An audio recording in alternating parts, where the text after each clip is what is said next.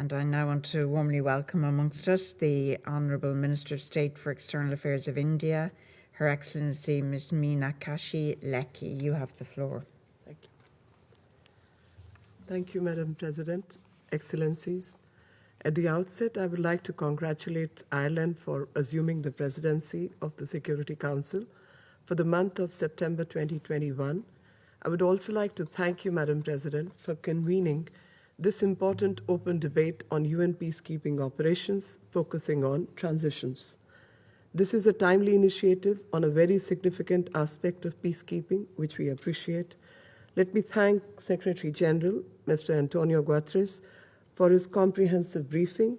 I also thank Mrs. Ellen Johnson Sirleaf, for the former President of Liberia, for sharing Liberia's experience with respect to UN peacekeeping and the subsequent transition. India has a unique bilateral relationship with Liberia, which we deeply value. Let me also express my appreciation to Ms. Safa Eligib Adam, President of the Community Development Association of Sudan, for her insights and for bringing civil society perspective to today's debate. Madam President, over the past 7 decades, more than 1 million men and women have served under UN flag in more than 70 peacekeeping operations. India joins other delegations in paying tribute to the men and women who have served and continue to serve in peacekeeping operations for their professionalism, dedication, and courage. We also remember the 4,089 peacekeepers who have laid down their lives and the courage and bravery of India's 174 peacekeepers who made the ultimate sacrifice in the line of duty. India is the largest troop contributor to the UN peacekeeping operations in cumulative terms, and since their inception, having deployed more than 250,000 peacekeepers across 49 UN missions. This bears testimony to India's commitment towards contributing a reliable, well-trained, and highly professional peacekeeping force. As of today, nearly 5,500 Indian peacekeepers are deployed across 9 UN missions. India was also happy to donate vaccines for all UN peacekeepers and upgrade 2 of our hospitals for peacekeeping to combat the pandemic. We take pride in the fact that the first ever all-women peacekeeping contingent was from India and stationed in Liberia. Due to their dedication, professionalism, and motivation, the all-female forward police unit proved to be strong, visible role models, gaining worldwide attention and illustrating the significant contribution that women can make towards global peace and security. Today, India's female engagement team is also playing an important role in MONUSCO. UN peacekeeping missions have been playing an important role in bringing about peace and stability in countries of deployment despite numerous operational challenges. One of the major operational challenges that continue to hamper peacekeeping operations has been the transition phase from peacekeeping to peace building. The drawdown of a UN peacekeeping operation and its reconfiguration into a minimal modified UN presence represents a critical phase for the success of a UN peacekeeping mission. For the host country, on one hand, this signals progress towards political stability and new development opportunities, but on the other hand, it also presents a real risk of the country relapsing into conflict. The transition of peacekeeping operations and peace building depends on several factors, including the way such transitions are envisaged, planned, and executed by the UN. To be successful, this critical phase needs the active collaboration of all stakeholders. This was illustrated by the recent transition of the UN-AU hybrid operation in Darfur, UN-MAID, into UN Integrated Transition Assistance Mission in Sudan, UN-ITMAS. In this context, I would like to offer some observation. First, by effective mandate, delivery of the UN peacekeeping mission is critical to achieve the benchmark of transitions. The peacekeeping missions should be given clear, focused, sequenced, prioritized, and practically achievable mandates. And most importantly, these should be matched by adequate resources.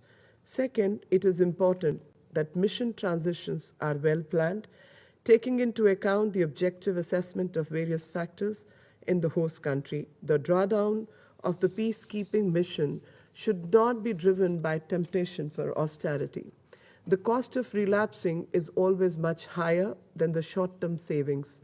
In this regard, India welcomes the important advisory, bridging, and convening roles of the Peacebuilding Commission, especially when the Council is discussing mandates of peacekeeping missions.